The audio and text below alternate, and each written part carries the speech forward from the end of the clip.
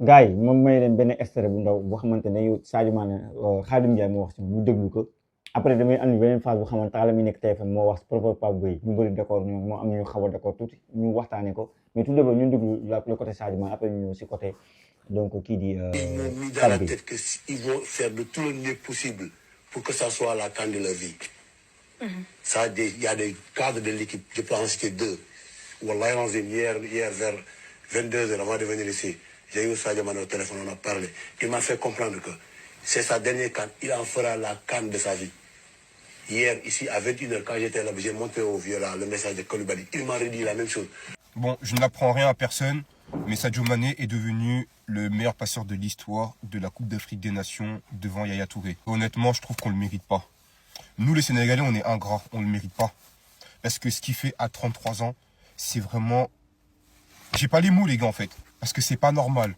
Ça, normalement, c'est Iliman Ndiaye, c'est Ismaïla Sarr. C'est tous ces mecs-là qui devaient faire. Donc, gars, je pense que c'est clair, limpide. Je pense que l'air n'est moi, Sadio Mané, le camp de sa vie. Je pense que Sadio Mané, le fait que l'Arabie Saoudite top 3 semaines sans jouer, Pape Thiaw doon ci am xel ñaar bëggoon sax 2 matchs amicaux pour jox ko fraîcheur moom Edouard Mendy ak Kalidou Koulibaly le fait que mu noppale peut-être mën na nekk lu baax parce que dama gis ne Sadio Mané si premier match bi bu match bi ba quart ba ñu nekkee ni donc quart de finale c'est un Sadio Mané qui montait en puissance loolu moo ko yóbbu sax mu nekk le meilleur passeur décisif de l'histoire de la CAN. Je pense que le meilleur buteur day un peu compliqué si je ne me trompe pas il a 10 buts alors que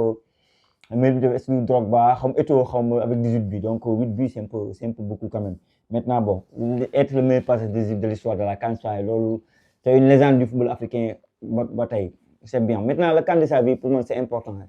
Khadim Ndiaye, Khadim Ndiaye, c'est un ancien gardien. Xam Sadio Mané bu baax ni ko coéquipier ànd ak moom coupe du monde xam ko bu baax a baax du ko bu waxee lii rek donc day dal xel bi mooy Sadio Mané instant yi dinaan peut-être que yeneen CAN yi Sadio Mané prime bi dëgg day gën a wàññeeku parce que lu ñuy gën a dem si ay at Sadio Mané lu muy mën di gën a wàññeeku te Sadio Mané bi nekk gis nii di pressé Sadio Mané il mouille le maillot actuellement il est impressionnant man dama wax ne ku ma waxoon en 2025 Sadio Mané mooy diri équipe bi tey mënal déedéet parce que doon naa xaar en 2025 bi ñu nekk nii dugg nañu 2026 kii di diri équipe bi nekkoon Jackson nekkoon Ismaïla Sarr nekkoon Iliman Ndiaye parce que Sadio Mané bi mu war a jox peuple sénégal je pense que jox nañu ko pare Coupe d'Afrique mu ñëw bégal ñu nekk na deuxième ballon d'or mondial li mu def yëpp li mu war a def si football mondial def na ko li mu war a def si suñu si football bi def na ko yóbbu nañu coupe du monde penalty yóbbu nañu jox nañu Coupe d'Afrique penalty dugal ñaar yëpp ay buts yu crucial pour am dara donc maintenant nag si CAN bi Sadio Mané bu xamante ne Sadio Mané à la Messi laa gis c'est Messi c'est le plus le Messi de 2026 2006 2008 c'est pas c'est du Messi boobu Messi la bu xamante ne sa waay day ñëw garder énergie am def la dernière passe ne vous attendez pas à Messi dribbler 4 5 6 personnes bu ñu koy soog a xam à ses débuts c'est un Messi boo xam ne day dribbler bu gisee ouverture mu joxe passe les Sadio Mané bu ne lii c'est le CAN de ma vie ça veut dire qu'il va mouiller le maillot ça veut dire que dina dem ba jeex moo tax souvent gars yi dañu koy wax ma ne ñun bëgg nañu CAN trop mais joueurs ñoo gën a bëgg CAN et Sadio Mané bu déterminé mais Sadio Mané même effort yeneen du ko mën a def mais il force à le faire bi passe gis naa ko bu précis mu kawee bu xamante ne c'était extraordinaire bii presque moo def récupération ñëw def passe et de justesse 2 passes yu magnifiques surtout le passe de kii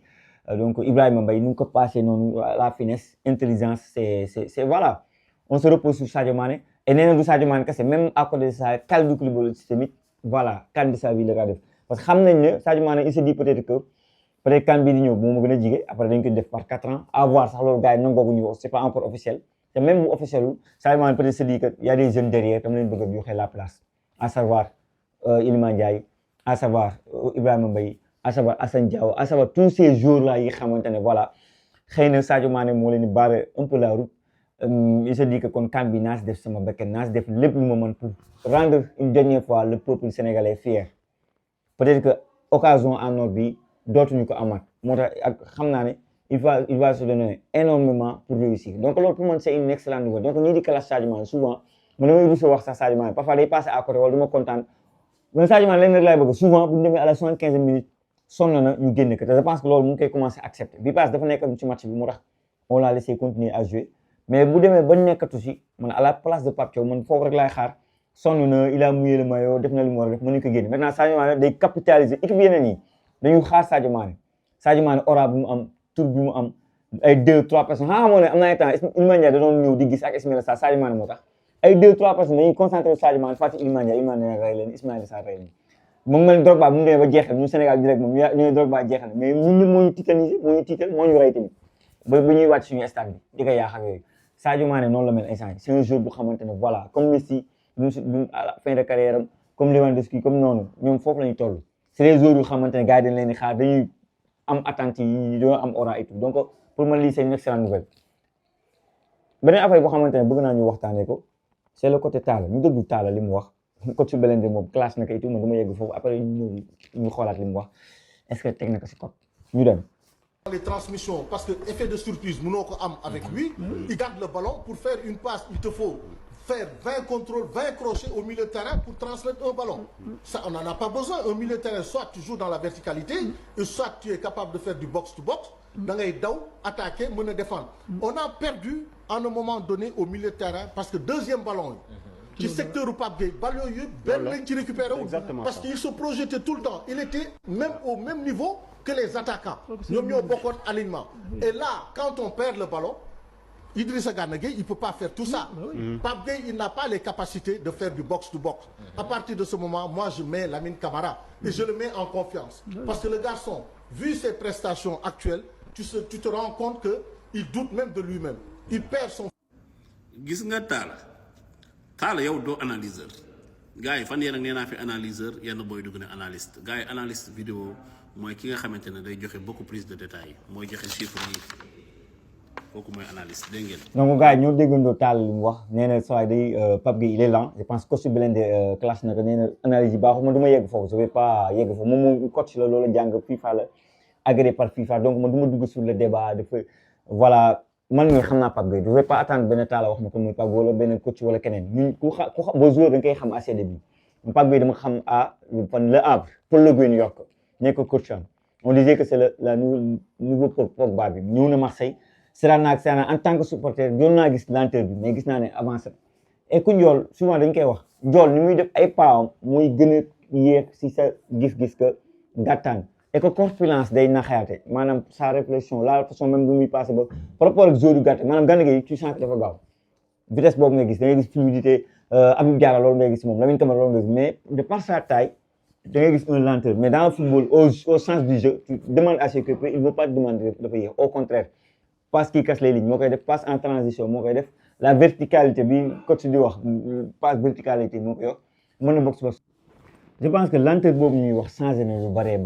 avancé na tey jii boo xoolee Marcelino bu ñëwee Marseille tak dañ ko doon bëgg a def benn 6 mu ne ko noonu mu jël ko maanaam fait premier match amical mu jël ko teg ko ci kaw ba mu dugal bii gis nga au niveau de Villarreal mën na jouer certes numéro 6 mais da koy un peu plus grand au-dessus boo xoolee bii mu dugal bi Villarreal c'est même beaucoup que à Marseille par exemple parce que Marseille man passe latéral laa daan contrer Pape Gueye côté bi alors que Pape Gueye bi ñu am ci camp bi c'est vers de l'avant tout le temps ba pare da ngay gis si surface bi lu ko Paul Le Guen ancien entraîneur yàgg na la ab donc reprise nekk offensivement day dem di tirer moom tànk bi dafa diis et tout mais c'est pas parce que dëgg la wala day contrôler impression boobu la jox man mii sax souvent damay def impression boobu contrôler waññaaru pousse teebal bi man li sans fois la té mais dans les statistiques doo tu ne vas pas trouver ça dans les statistiques comme ni mu ko waxee c'est très important man par exemple avant man dafay benn vidéo damay xool les statistiques yi ñaata ballon récupération milieu terrain loolu récupération passe réussie duel gagné yooyu ngay xool ba pare man su ma xoolee yooyu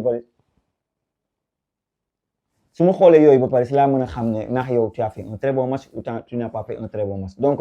sur le cas de Pape Gueye il n'est pas lent actuellement c'est notre meilleur joueur et le trio bi xamante ne moo koy moo am na moom ak keneen kii di mooy fàtte turam ak keneen kii di Habib Diarra c'est très impressionnant donc le trio Habib Diarra Gana Gueye Pape Gueye moo si milieu terrain lenteur bi bu fekkee mën na si dugal ñaari but lenteur bi am na efficacité on a changé may nañ Pape Matar ak Lamine Camara gisuñu ñëpp Sénégal gëpp jógaat Pape Gueye donc Pape Gueye il est indéboulonnable indispensable laa mën a wax actuellement moom la Gana Gueye Habib Diarra mooy suñu milieu te wóor ñu ko laaj je pense que c'est le meilleur milieu et pour ñi naan lenteur beeg yooyu je vous comprends man décote bokk naa si ñi xam souvent damay keroog ba si stade am na Pape Gueye las la balle mais am impression boobu mais force de constater que day andi tranquillité déggoo na ak Gana Gueye est plus à l'aise avec Pape Gueye qu'avec Pape Matar ou Lamine Camara parce que jeu bi day calme day dal c'est serein et à chaque fois qu'on encaisse un but tu sens que c'est l'expérience qui parle Gana Gueye à côté de Pape Gueye bal bi day dem on casse les lignes facilement on laisse Habib Diarra bi xamante ne mën na projeté wu et souvent Gana Gueye mën na des xaar Pape Gueye projeté wu et ça amène offensivement parlant et les 4 éléments offensifs yi xamante ne xëy na Pape Thiaw da koy bëgg pour andi surnom bu Pape Gueye souvent mën na ñëw yéeg ci kaw andi ko donc Pape Gueye pour ça l'intérêt pour man n'est pas un problème et boo duggee si statistiques yi comme le coach Blindé l'a dit il a absolument raison que boo xoolee dem statistiques yi ak ñii li ñuy wax du benn même si le visuel ça. bu leen fàtte di abonné ak di cliquer ci cloche boobu ngeen di gis vidéo bu ñëw ngeen mën ko seetaan jërëjëf ba beneen.